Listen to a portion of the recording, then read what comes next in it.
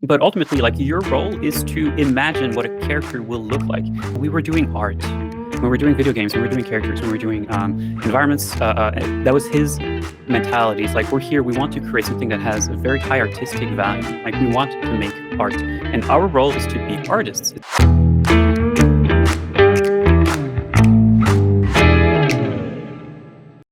Laura, you have this amazing career, and you're taking those incredible chances with because if you watch your journey, you're kind of like, you're not the kind of person who's kind of like afraid to make the move and so on. So I don't want to do like this like standard intro, tell us a little bit about yourself or something like that, but maybe you could say about kind of like the pivotal points in your career when you were working as a, as a lead on like very big games on characters, and when you decided to build your own school, or maybe there were some other things where like along your career where you thought like, oh wow, like that's a changing thing for me.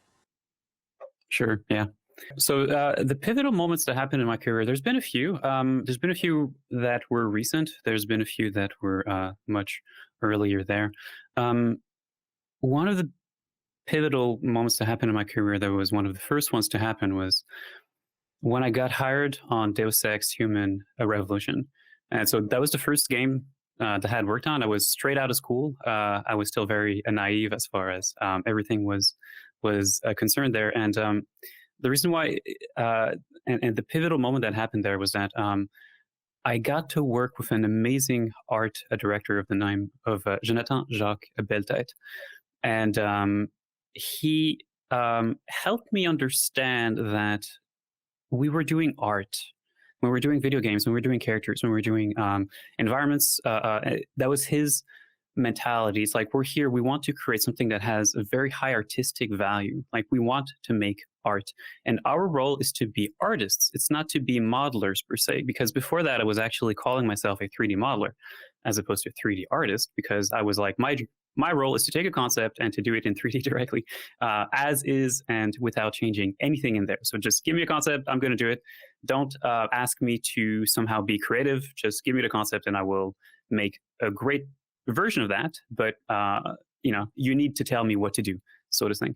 And he got me to like understand that no, like the most important thing that we can do here is to do art, to have an artistic dialogue, to make artistic choices as to the details that we put on characters, and also to instead of trying to match reality 100%, because that's kind of what you do when you're a modeler. You try to just be, okay, I'll just match whatever is real as well as I can. Like, can we actually try to let go of reality a little bit and try to introduce a little bit of artistic, I don't want to call it stylization, although that game was certainly stylized, but artistic expression perhaps into the details that we put on the character. Perhaps we can actually exaggerate proportions of our characters slightly if we want to, let's say, make a character more imposing, without necessarily going so far that now it looks like a cartoon game, right? But just like, can we just let go of this kind of very dry approach to trying to capture reality in 3D, and actually try to approach every detail that we put on a character with a certain amount of artistic expression or artistic dialogue, perhaps. It turns out that game got a lot of awards for its art direction, and it makes a lot of sense. So he was extremely influential in kind of shaping me to kind of understand that ultimately art and reality are not necessarily the same thing. Like, sometimes you have to go against reality a little bit if you want to make something that has more of an artistic interest there. That was one of the major shifts that happened within my career, and that kind of influenced all of my the rest of my career. And that is something that I try to also tell all of my students, because when you talk to students, like people who are trying to get within 3D, who are starting to get within 3D, you can tell that they're highly focused on tools, and they're highly focused on capturing reality. And you have to get them to kind of understand that what we do, we have to value the artistic merit of what we do. And the artistic merit of what we do has more value than the simple rote usage of the tools. That's why studio will hire you afterward. It is because of your artistic value, your artistic critical judgment. Those are the things that you bring on the production that ultimately really make you valuable for a studio. Which ultimately I think is also part of the answer as to what should artists do in the age of AI. Really think of the value that we bring on productions and really ask ourselves, what is the value that I'm bringing? And is that value that I am bringing tied to a particular tool, or is it more of a meta thing in a certain way there? Because like if we have a high artistic judgment of the work that we do or of the work that other people do, then it doesn't matter what tools that we use. We will be able to provide something that is valuable to a studio, because the studio will in turn benefit from having people on their team who is able to look at any result of any tools, whether those are AI tools, whether those are traditional modeling tools. I find it very weird to now say that there is such a thing as a traditional digital artist, but I think that is probably something that we'll have to call ourselves more and more there.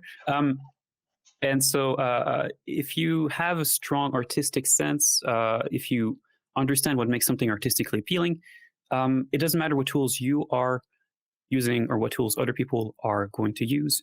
That particular value that you bring to production will always be there, Yeah, I think there's, you mentioned a lot of things here. I just want to kind of start unpacking.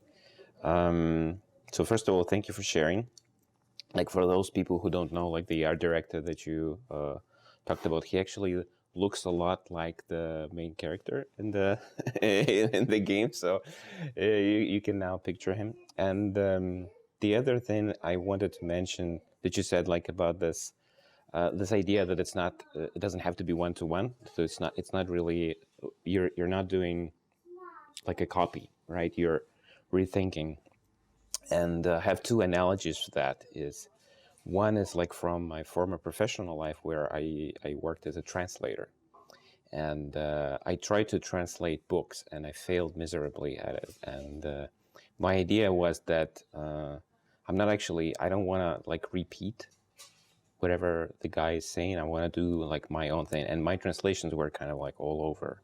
So I think in a way this is like what, like we see reality, and artist is a lens. He sees it in a certain way. And another analogy I heard, I think, from one of the photographers or somebody like of my friends, and he said that because I'm big on photography, and like even when you take a picture, which is like a mirror image of what you see, it still distorts reality, right? It's still not one-to-one, right? Because there's so much there's so many different elements there. And this is like what Andrew Maximov was talking on one of his GDC talks. He said like that Naughty Dog is not building. He worked at Naughty Dog back then. It's not before he started like his new company. He said that they're not trying to do like the real thing. They're doing like artistically enhanced reality, because like if you look around, like I live in LA, it's a beautiful city, but if you go around like a parking lot, there's nothing there. It's not really that exciting. But if you go to like Battlefield or something, it's like explosions, like everything's shimmery and the reflections everywhere. It's like such a different experience. So as artists, I think it's great that you got this piece of advice where you look at things and they're like very different, and you kind of go through this. You are this lens that's kind of like shifts things and changes them, and you're not really like locked into whatever the physical parameters are. And talking about physical parameters and being locked, so a couple of days ago, I think maybe like 5 days ago, I subscribed to some of the Midjourney groups on Facebook. Like I'm not a user myself, but I did subscribe to them. And like my first emotion was shock. You know what I mean? Like I looked at it and I was like, I have ZBrush group, and then I have like Midjourney group, and I understand that it's very hard for me to tell the difference now. If I look closely, I can, right? But if I'm just surfing through a feed on a phone, I'm like, what is happening, right? And we discussed this question about like the biggest trends. What are the biggest trends in games right now? But I feel like this is my feeling. Feel free to kind of build on that, or kind of share your opinion. I feel like this is some kind of like a tectonic shift, like the ones that we've seen something like this with the introduction of like procedural tools or maybe photogrammetry, but it feels like it's even bigger because it attacks so fast, and is this disruption that I mean, I was not ready for it, because I remember like 5 years ago they showed us like how computer vision works, and it was like all like fractals and gibberish, and you couldn't make, you know, heads or tails, and now it's like it's almost like a zebra sculpt, or it's almost like something out there. And my question is, what's your take on it? Like, where do you think this is gonna take us, like as an industry? And kind of the last part is like, what do people actually do? Because you're probably you know, in groups, and you have friends, and everybody is super worried because some people are already losing jobs. Yeah, yeah. I mean, that there's a lot of subtleties about AI that I think are worth to spend some time on and to unpack individually. Um, First of all, you are absolutely right that this is a tectonic shift. For me, the only, like, no one can predict where this technology will go, but the only thing that we can say for certainty is that it will simply get better. It will get better, and it probably will get better than we think that it will get better. If you are an artist right now and you see your job as the only uh, um, as the simple copying of something, let's say that you do 3D character art, and you see your job as simply taking a concept and copying it within 3D, you should be shaking in your boots right now. This will impact you. If you start seeing your own role as something that is bigger than the simple usage of tools, then I think that in there lies a particular path for the future for you. Like, okay, so here's an example for me. Okay, now I don't use AI tools in any sort of way right now, but and you were asking me previously about the kind of the particular moments in my life where something happened that changed my own perspective of my own career. Well, there's been a change recently where I used to teach 3D at a local university. And that was great. I had a lot of fun doing that. I had plenty of really cool students to interact with on a regular basis. But I kind of figured out that actually, if I kind of look at the impact that I can have throughout the world, and that I can, like, how can I help people? What is the value that I can bring to the world? It was clear to me that as fun as it is to teach at a university, it is very limited in the amount of people that I can reach with what with my particular style of teaching, with the kind of things that I particularly teach. It was clear that there was a limitation there. There's only so much that I can do. And so one question that always goes through my mind is how can I maximize the impact that I have, either throughout the world or on the production, and to focus on becoming the person that will be able to do that, you know?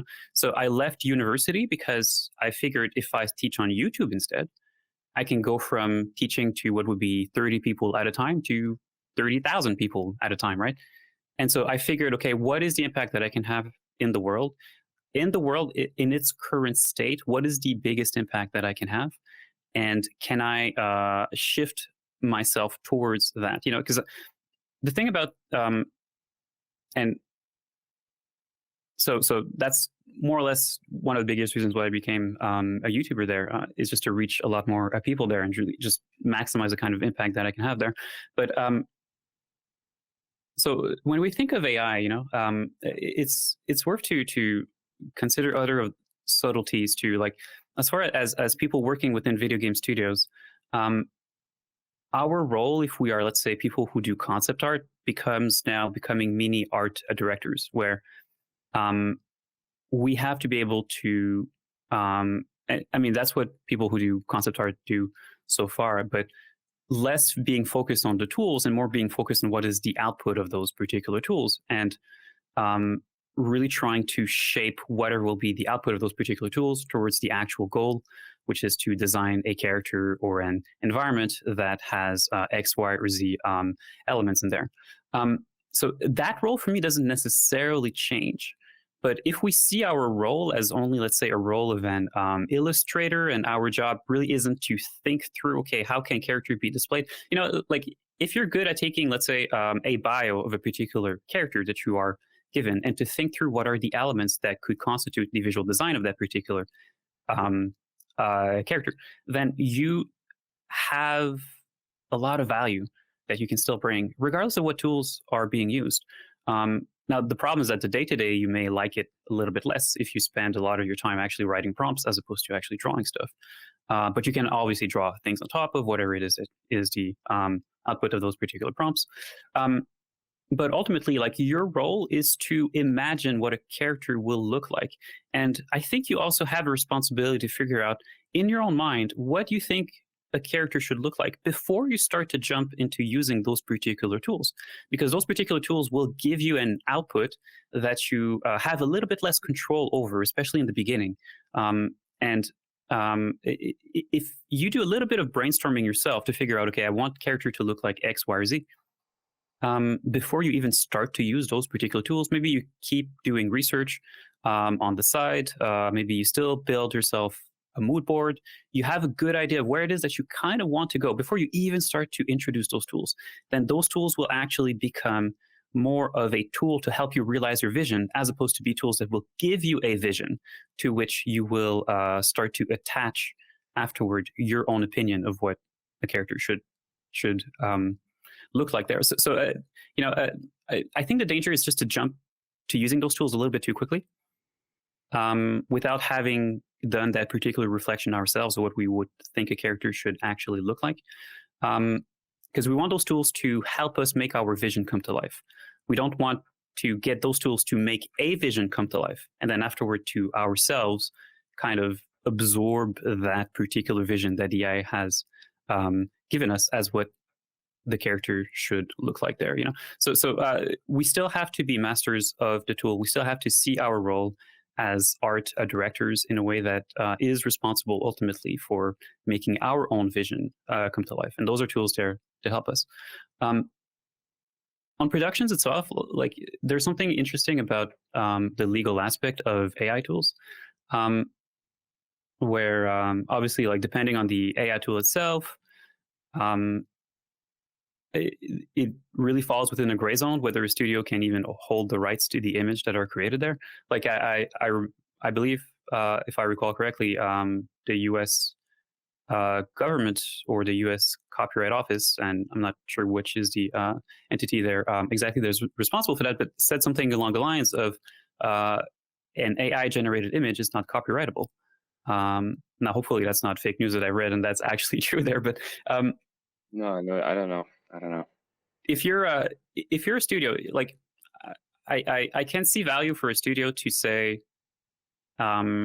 let's use those AI tools perhaps to prototype the look of something. But then once we know kind of what it is that we want, let's give it afterward to an actual concept artist to do the final version of that particular concept, so that we own the actual rights to the image that we have produced, as opposed to just take the output of the AI directly and then use it as is, which I think would be the part that probably falls within gray waters there as far as the legal aspect is concerned. There's going to be a bunch of lawsuits in the future regarding these particular tools, and those will probably shape a lot how these tools are particularly used. I can see a lot of what you're saying. I can see a lot of that happening in next year. And I have kind of like two perspectives here on the things that you said, that how you kind of advise using this tool is very similar to what you would say, let's say 20 years ago, to somebody who would start working with Photoshop, right? So imagine people were kind of doing like acrylic paint or something, and then suddenly they're like, okay, I'm going to do this on the screen. That's not an easy transition. And people would be like, okay, I'll try to figure out how do I do this first on paper, then scan it, then put it in a computer or something like that. Or I'm just going to print it and work with it. But now, if you look at the like workflows of just traditional artists, we don't do that much on 80 level. But if you just go on YouTube and have a look, it's just like it's totally different from what you would expect when kind of my daughter sits and she paints with a brush, like Peppa the Pig or something, right? It's completely. There's like a lot of shortcuts. There's a lot of elements that are repeating. There's a lot of things that are done that are inconceivable in a traditional kind of like classical, I would say, workflow. That's one thing. And the other one is kind of like the legal and ethical aspect. This thing that you that you talked about is, so I think, okay, so let's say there is some company out there and they say, okay, I'm gonna do designs similar to like the late Michael Andrew Nash. So I want to do like robotic, let's not like figure out not animals, but something like a robotic thing, and they're going to do it and it's going to be very similar. Let's face it, it is copying a lot of the, like, especially if you're throwing the correct prompts and so on. So what do you do with that art? Like, it's really not that innovative, and who knows, like, whether you can even publish it or use it in a project. It's fine when you're doing mood boards and you're like trying to find inspiration, but at the end of the day, I'm like, can you use it? But that's like, Laura, is not the not even like the biggest point that I have. But my biggest thing is, and I keep repeating this, but people don't seem to kind of comprehend, is like, this is only happening in a very small niche thing that's like, like illustration, let's say, a concept art. What's going to happen when, with the same speed, it's going to start generating 3D objects or materials or anything else? Because it's ridiculous how quick this thing is. And I'm thinking, this is not like an easy. So my previous comparisons was like photogrammetry or like proceduralism. Yeah, those things kind of speed things up, but this is like a whole nother level. This is like, bam, I have a concept art. So what's going to happen when it's like, bam, I have like 1,000 barrels and I just write it? Lots of very interesting things. Yeah. And it's like, we're not really prepared. It feels like we're not prepared because people are posting like, no to AI art, like no to this and that. And for me, it's like, what, like, it's like there was a horse and now there's a carrot, like there's a car. Do you like, no, I mean, I love horses, but like cars are faster, and it seems like people don't really understand what kind of impact this is going to have on all of us, not just games. You know what I mean? It goes much beyond. If I just look at my Facebook feed, I would have the impression that somehow AI is only taking over concept art. But it is taking over everything right now. Like, I was actually looking at the recently, there was NVIDIA in September. They had their NVIDIA yearly talk, where I'm not quite sure what is the name there. But if you look at their the video that they had posted in September, they show AI developments tools that go much beyond 2D creation. In fact, I'm not even sure that 2D creation was even part of that. They were showing tools for the beginnings of AI tools that would create 3D models. AI tools that would take very rough LiDAR images of an environment and generate a full environment out of that.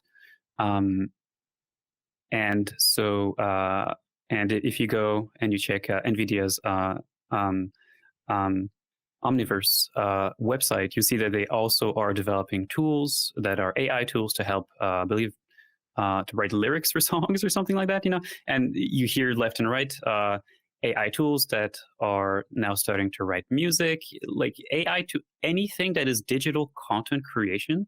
will eventually get replaced by AI. Just yesterday, I believe that you had shared an article on AD LV about OpenAI Chat GPT Yeah. Hmm. generating Python code for Blender. Someone can just say what kind of code that they want, what kind of plugin that they would like for a Blender, and then the AI will actually write some code for that. So that's going to get taken over as well. So we think of it in terms of like us who operate within the concept art, 3D art field. First of all, if we do 3D art, it is very easy to kind of look at what's happening on the concept art field and feel like, oh, okay, it's too complicated. It's never going to happen to 3D, right? Because 3D, you got polygons and you got vertices and you got scale and you got rigging and you got skinning, and like, it's so complicated, right? It's like, no. It's like this will happen sooner than you actually think, because it is already happening there. So everyone who does digital content creation of any kind, not just those who do concept art. I think those who do concept art is the canary in the coal mine right now. But whatever is happening to concept art will happen to every digital content creation, I suppose, discipline that there is. This will come, and this will probably come faster than you imagine that it will be there. It's easy to look at that and to feel like, oh, people are going to lose their job. This is really bad. We should boycott this. But there's no putting the genie back in the bottle. If you look at the number of people using Midjourney, it has completely exploded, the number of people using that versus people who do or are interested in more traditionally made concept art there. Most of those people using those particular tools don't necessarily care that people who do concept art traditionally are losing their jobs. They only care about the result and how it is helping them to realize their own vision of something. And I kind of understand that to a certain degree. I mean, I as someone who right now does a lot of videos, is running a business, has a website to run these sorts of things. Like, truth be told, as much as I could feel that AI tools are a threat and that no one should use those because people are going to lose their job, at the same time, I kind of am interested to see what kind of other AI tools can help me run a better business, in the sense that, if I am editing a class that I have recorded on 3D creation, and typically that might actually take me a few days to edit a full class or full interview there. Well, I am very interested in AI tools that may help me to speed up that process, to maybe cut out the parts of the video where no one is actually talking, and to really just cut down the amount of time that it takes me to edit a particular class afterward. I'm very interested in those particular tools. I'm not a musician, but I see value in having music here and there over certain videos. My business is not focused on music creation, but I see the value in having a particular soundtrack of some kind. So can AI also kind of help me to create a soundtrack that, and perhaps even to think about it in the context of doing, can I think of, or can there be an AI that can help me to create a soundtrack that will amplify the educational value of something, right? I could obviously work with with someone who does with a composer for that, of course, but I could also kind of explore that on my own. And if I work for a composer, then I have to pay a composer. And if I have to pay a composer, then I have to increase the amount of money that it costs people that are subscribed on my platform. And so in a way, people whose interest is learning 3D art actually kind of lose to a certain extent if I have to start hiring people to do things that I could do with AI there. So if you are a 3D artist, sure, you can feel threatened by AI, but also there are circumstances in which AI, if you are trying to learn 3D, if I can lower the price or keep the price of the membership on my platform down because I use AI tools to help me edit videos faster or create better educational content. If you are someone who is trying to learn 3D character art, this is an advantage to you. So it's not clear that AI is necessarily always a bad thing. And so there's all this kind of gray zone left and right. And of course, if we approach this from our own discipline, we are very biased. But if we look at it from from an external point of view, what I said about website is kind of the same thing. If I need a functionality for my website and I can get AI to write it, then ultimately I can probably lower the cost that it takes me to create the website, and which in turn lowers the cost of whoever are paying members on the platform there, right? So there are advantages like that, as long as, but those seem like advantages because my focus is not on being a web developer there. It's simply to create better 3D educational content. Yeah, there's all these kind of gray zones, right? And we kind of have to look at these tools and their impact with a certain amount of perspective, I think. I think what I hear most right now, and this the video is probably gonna get published a little bit later, so maybe things are gonna change by the time we publish it. But the main question is like, remember like our previous kind of ideas about AI were like, okay, so maybe it's gonna do like animation, right? Or it's gonna do like better like joints, like whatever, like Ubisoft was doing a lot of research in that. Or it's gonna help with rendering or something, right? And then suddenly out of all of those kind of more technical parts, it did the job which was considered to be most safe from AI, kind of like the creative process in our mind. And in a way, the algorithm that they're using, they're not really creative. They're just kind of like, it's a repetition of what was already done. It's not really that they're coming up with some new ideas or styles and so on. So I'm not sure where the limit to this is. And coming back to like the beginning of our conversation where you talked about your experience on Deus Ex Human Revolution, is there is this grain, right, of creative idea, look, right? There is this lens. And I guess if you have that it doesn't really matter, what kind of tools are out there, whether they're for music or they're for sketches or they're for models, right? You will just be able to do stuff faster and kind of be more kind of intentional with what you're doing. Like again, like, sorry about this analogy. It's again goes to like photography. Like if you go, you're in a vlogging space, so you probably know like Sony cameras, they have very good autofocus, right? They're boom on the spot each time. And I saw a video recently where it was so good that the guy was doing like a dance. He was like on his back, twirling his feet in the air, and the camera got like his leg, right? The focus on his leg, like automatically. And that was kind of like scary stuff, right? But at the same time, you go to like people who are shooting film right now. It's like resurgence, right? Kodak is selling more film than ever, and they're like, no, I'm gonna take my time. I know how this works.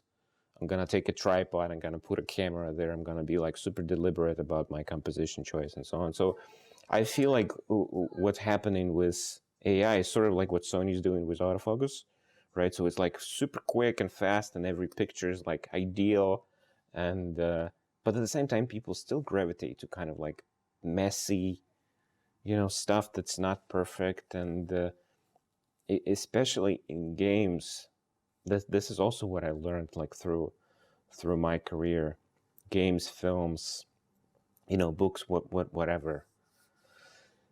I don't want to sound esoteric or anything because I'm not that kind of person, but there is a certain level of magic happening in those projects, and consumers, they feel it. They understand that when we're looking at even like this year, I have an next question, but I don't want to jump into it. Like, they feel that there is something going on there, and I don't have like a vision in my head where everything is going to be generated with AI, which is not that it's going to be artificial, but it's going to be like a secondary, like a copy of a copy of a copy of a copy of a copy, right? And suddenly it's gonna be like a huge success. I just don't like, consumers are just not gonna be into it, and therefore, companies are not gonna fund it. So Yeah. I don't know how popular this is of an opinion, but like I personally speaking, okay, like I get very disinterested when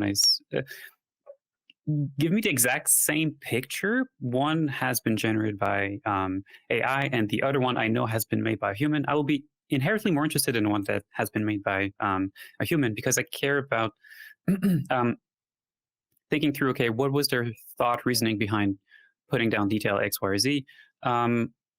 And so, like the human aspect for me is a big part of why I consume art to begin with. And so AI cannot replicate that. It could replicate the exact same image, let's say, but knowing as someone who loves to consume artistic media, it is the intent of the whoever has created that media that ultimately is what makes me interested in that media to begin with. Like if you think of movies, right? I love Christopher Nolan movies. I just love them. And I don't care what kind of AI tools could generate movies. I'm still going to want to watch a movie by Christopher Nolan because it came out of his mind, right?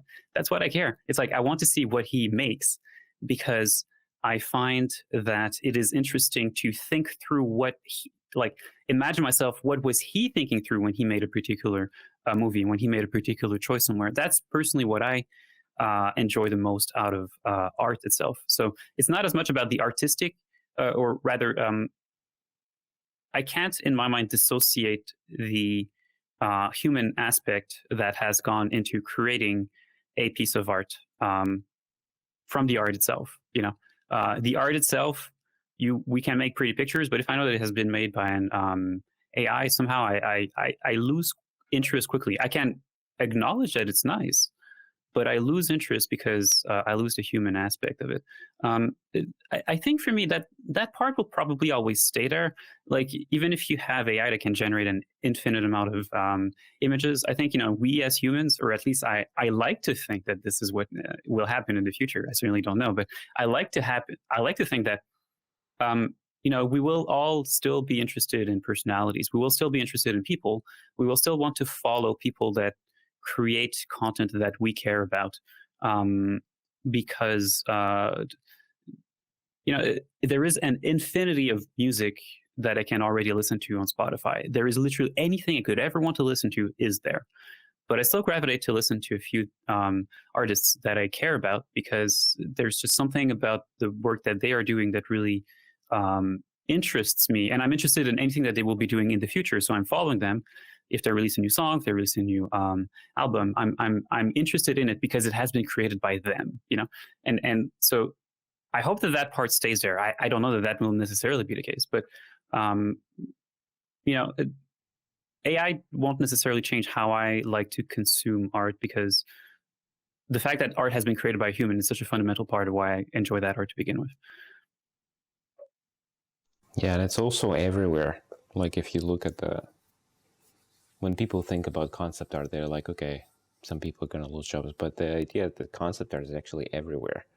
Like everything was concept art at every product, like every car was at some point in time a sketch on a piece of paper. And the question is like, do we want to trust kind of like computer generating algorithms so much that we're just gonna like outsource all of that kind of niche creative stuff to whatever? Is Prada going to say, okay, let's fire all those nasty designers, we're just gonna do, computer's gonna generate the new, because the computer can, right? So it's not like rocket science, but I feel like the magic is gonna be missing. And it's, at least this is the belief I'd like to clean on, like before whatever happens next it happens, right? And then we'll see. It's like the level of uncertainty is so high right now. So it's just like, I think it's, we're just kind of like, making discussions and sharing opinions. Yeah, but we don't really know. Yeah, we don't really know.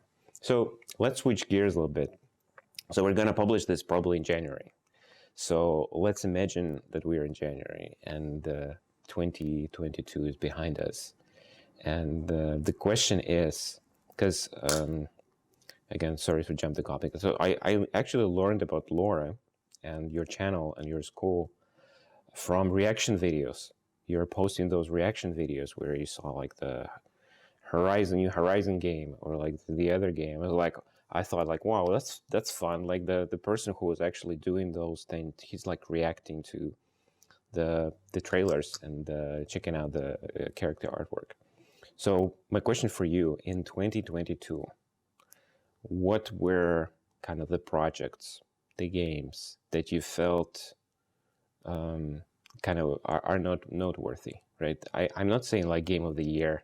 I'm not talking about from that like even like a gamer perspective, but look from your life.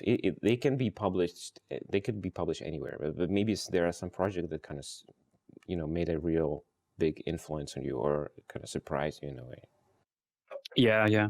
I have to I have to say something that might not sound all that great, but I haven't actually played that many games in 2022.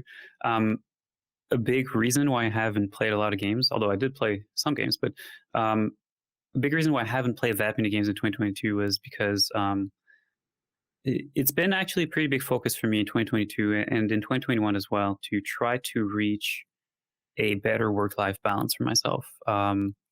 I had, and I've publicly said in the past, I have left Guerrilla Games because of a burnout that I have done there. I've recorded my thoughts in a YouTube video on that particular topic. And I've kind of realized through time that it is impossible to do everything that we want to do in life, right? There are just too many things that we want to do. We have to start to prioritize what it is that we want to do, and we have to be willing to let go of certain things that matter a little bit less to us. And if we care about living a long life, if we care about living a healthy life, we have to start to make some very hard choices as to how we spend our time.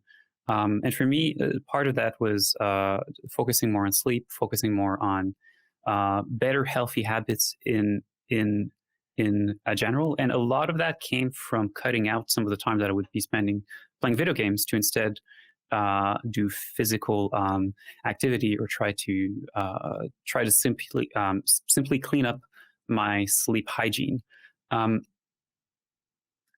but also to try to find pleasure in life in those other activities, which I think is extremely important, right? I'm kind of doing a big tangent, and I'll come back to the question that you've asked there, but one thing that I have kind of figured out is that if I do want to start to develop healthier habits, and for those habits to stick around, I have to find things that I find enjoyable in those habits that I'm trying to change. So I've been playing a lot less video games, and I've been doing a lot more bouldering instead, which is physical activity where you try to climb walls that are typically 5 meters in height, and it goes with varying levels of difficulty. So there are very easy walls to climb, there are very hard walls to climb. In all cases, it is like solving a puzzle, or it is, I like to think about it as in if we had Dark Souls, but Dark Souls was a physical activity of some kind, what would it actually be? And it would be bouldering, because it is trying to solve very hard problems onto which you fall and so quote unquote die. Although of course you don't die when you do bouldering there, but you certainly fail quite a lot, which teaches you to get back on your feet, to try again, and to eventually succeed and get that satisfaction. So I've been doing a lot of bouldering. So I look at it as a real life video game because of its similarities to playing games there. It kind of tickles or it ticks the same boxes for me. So that has been my game of the year. And it has allowed me to find pleasure in doing physical exercise there. So I've been doing quite a lot of that. Other than that, I've been playing, and I've been trying to get a lot better and trying to finish Elden Ring. That's that's been the game of the year for me, as far as I'm concerned, as far as actual video games is concerned. I'm like 200 hours in, and I'm not even sure how far the end is. So I've been playing quite a lot of that so far. That's been my 2022. Certainly my game of the year. I have a long list of games that I wish that I will be able to play soon, including God of War. Callisto, a protocol, has had some of the most amazing graphics that I've seen. So that is certainly one of the highlights of 2022 for me. Also, a few other smaller games or riskier games, perhaps. I find it very interesting that there was a game that came out. Now, if this is something that is not safe for work in any sort of way, as far as your podcast is concerned, feel free to cut this out. But I thought that High on Life was very, very interesting as a game. Because it's like, okay, like let's do a game that like I think that the driving idea behind the game was can we make a game for people who like to consume marijuana, which is very interesting. It's not something that I had seen before. So just seeing the direction that they took with that particular game, I think is kind of interesting. That game was created by the creative oh gosh, I forget the name of the show there. The show with the scientist and the small kid, Rick and Morty. Thank you. Yeah. I also thought that there was a game called The Wandering Village that was actually at DevGam. I think that won the Game of the Year for DevGam this year. Very, very interesting game. Has a very nice mix of 2D and 3D, where they're really using, I think, both 2D and 3D art simultaneously, and really getting them using both medium in its for its advantages, and doing a really nice mix between these two things there. So the Wandering Village was very interesting. High on Life was interesting for its originality in 2022. But on the as far as gameplay is concerned, for me, Elden Ring is definitely the top game there. And visually speaking, Callisto Protocol and God of War Ragnarok. Yeah, I mean, I didn't, again, basically same train of thought as yours. Like, I don't play that much because I have other stuff, basically, unfortunately, or fortunately. And the only game I did kind of like submitted to, it was Elden Ring. I played like we have to submit ourselves to this game. Yes. Yeah. No, I mean, I got like maybe 140, 160 hours, and that's like, it is so immense. It is such a, I don't even understand how it is possible to build something like that, of that scope, because it felt like there was like, it was Game of the Year edition of a game that was never released, you know, like with all the DLCs and additional content that would have you such a deep, incredible ride. Like, I love that game. Like, that was like, for me, it's like the pinnacle of like what the Soul series was, and kind of like reinvention. And that guy is a genius. Like Miyazaki, like he is like serious genius material. Like I'm thinking about, okay, like Kojima is super smart dude, obviously, like very good with gameplay. This guy is like, I feel like he's on another level. He's just like, it's insane what that guy is doing. So, Laura, thank you so much for sharing, and especially the kind of these things about sleep, physical activity, just kind of doing just normal human stuff, right? That's kind of like also people don't really talk about it, but maybe like with the whole AI thing, and let's all hope we keep our jobs, and we'll be maybe we'll have more time to just kind of like chill. You know, I go to Europe, people are just sitting there, you know, drinking coffee and whatever. It's not like US, where it's like you go to work at 7 a.m., you come back at 7 p.m., and it's like you collapse, and then you watch TV, and then you fall asleep. So I hope we'll have more time, just like as a communal whatever, have just more time to enjoy ourselves, and to enjoy life, and have more fun, I guess, in all the different ways. But what's your take in general about like 2023? What do you expect, like in terms of industry, in terms of maybe your career, in terms of maybe your business, maybe your school? Uh, I don't know what to expect, but I think we should all be ready to expect the unexpected, because I believe that 2023 tools only get, like AI development will only develop itself faster and faster. Like we used to look, like only a few months back, we used to look at Midjourney and kind of look at it and say like, oh yeah, but everything it does is within the same art style, and it can't even do hands properly and these sorts of things. And before we knew it, these things were actually solved. Um, so expect the unexpected. I think we all have a deep reflection to go through as far as what is the value that we bring to society, to the productions on which we work. How can we maximize that? If we find a way to find value, if we figure out what is the value that we truly bring, I think that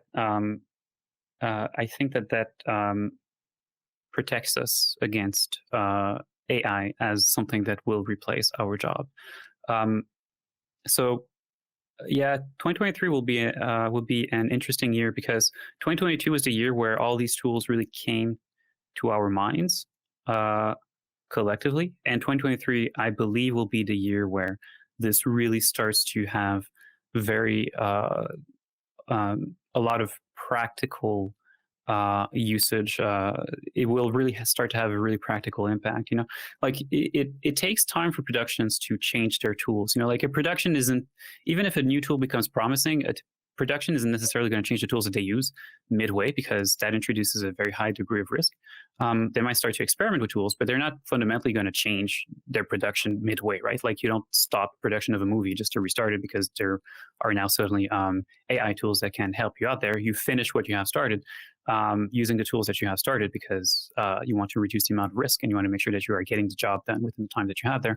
But as these productions that perhaps have not used those AI tools so far start to wrap up and start to look into whatever will be the next productions that they will work on and whatever will be the tools that they will work on, I think that we will start to see this tectonic shift of more AI tools being used left and right.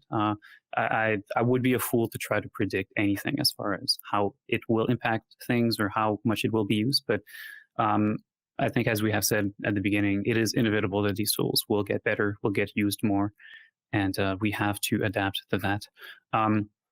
So myself, like I keep thinking about, okay, what is the impact that I can have on the world? How can I maximize the impact that I can have? And like I will be completely frank with you. I kind of figured out that the bigger impact that I can have, and how to make that particular impact, is not to do 3D anymore. So I don't do a lot of 3D. I wish I would, but if if I had, let's say, a block of let's say I have a week that's free, I can either spend that week doing 3D art and produce something cool out of that, or I can spend that week talking to people, interviewing people, trying to figure out how they create 3D art, and produce something that will be useful for the world based on that afterward, right? So I'm kind of already looking at a time that I have free and thinking, okay, what is the biggest impact that I can have with that particular time? And for me, it means deprioritizing doing 3D, because I think that there are other things that I can do that will have a bigger impact instead. So I'm kind of always looking at the world, at the time that I have free, through that particular lens. I hope, like you, that AI tools eventually allow us to enjoy life a little bit more. But I am also kind of concerned that tools that make us more efficient do not necessarily mean that we suddenly have better work-life balance. It may simply mean that we have more things to do. Like it's very easy to finish something and then start the next thing afterward.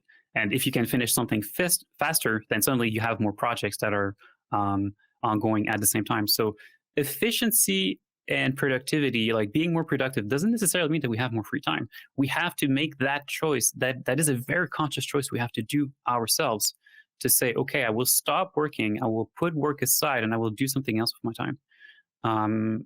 And so it, at its base is a reflection that we all have to do with how much do we value our own free time, first of all, and what do we want to do with that free time. And tools can help us to liberate more free time, but we have to make sure that we are actually truly using tools that are out there as a way to reduce our workload so that we ourselves have afterward time to do other things than work. We have to make that very deliberate, conscious reflection, that conscious choice, as opposed to just say, which I think might be something a little bit more automatic. Oh, well, I have time to wrap up a 3D model faster, so I'll just start the next one faster. Because then you're still using as much of your time to do work. You're just going through work a little bit faster, but you're not necessarily giving yourself a better work-life balance there. So that's something that I myself also will continue to. I wanted to do like a little flash poll with you. So like short questions, just to kind of get the blood going. You don't need to do like super high level answers, just to kind of like get an idea and kind of talk a little bit. So what's your favorite game of all time? My favorite game of all time? That's a hard question. Every time I try to think about that question, I come up with a different answer, but it's usually Super Metroid. So on the opposite, what is like the most underrated, lesser known game that you think the world should know about? These are hard questions. I could think about this for like 30 minutes. The most underrated game that people should know about. Wow, that is such a... this might come across as a surprise, but off the top of my head, I would say Journey. I think Journey has quite a lot of... it has a very strong message as to trying to get to the destination, but what happens if you ultimately get there? And that it is, as the name implies, it is the journey that matters more. I mean, it's not an underrated game necessarily, but it's one of those niche games that probably not enough people know about. And it's also one of the games that it makes me see game making as an art form, as opposed to as an entertainment form on which we tack art on top of. For me, Journey is a piece of art, and I'm not sure I can necessarily say that about most games. Yeah. So, two more questions. So, what do your parents think about your career as a game developer? Do they like it or not like it, or like, well, what's their vibe? Well, my mom just wants me to be happy in life, and that's what I am doing video games. So she's quite happy for me. My father was hard to convince because he's part of the older generation who sees games as a kid's toy. And did not really see the value in that at the beginning. It was actually quite hard to convince him to fund 3D school for me, because he's actually the one who had co-signed my loan so that I could go to Centrenade in Montreal to study 3D art. It was hard to get him to convince him to do that, but I think at some point he just saw the fire that I had within my eyes, and he decided to trust me on that. But yeah, that was not an easy thing. Doom or Quake? Oh, Doom. All right. Well, I think those are great answers, and you can really feel the passion that you have for games, even like from our little discussion about the journey, because I really like that game as well. And this is the kind of game that I would show to my mom. And my mom is also like an older generation. My dad is like 90, so it's very hard to explain to them. I try to think... Sorry to cut you off there. I try to think like, what games would I put in a game museum? Like a game, like if there was a museum somewhere of like games that we think are like actual art pieces that we want the world to show, to know about and to see and to preserve for the future. For me, Journey would definitely be one of those that I would certainly.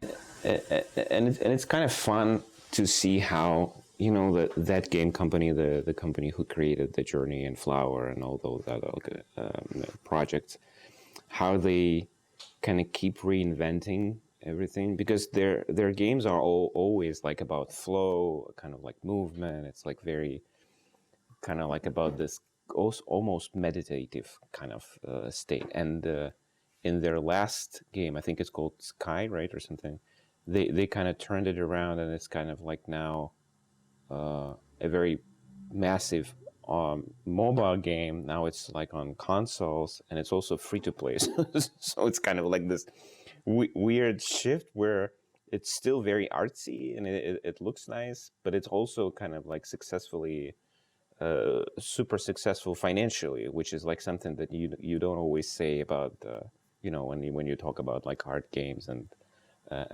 so on. So this is a perfect kind of answer to, and the perfect ending to the podcast. It's just like, take care of yourself, people.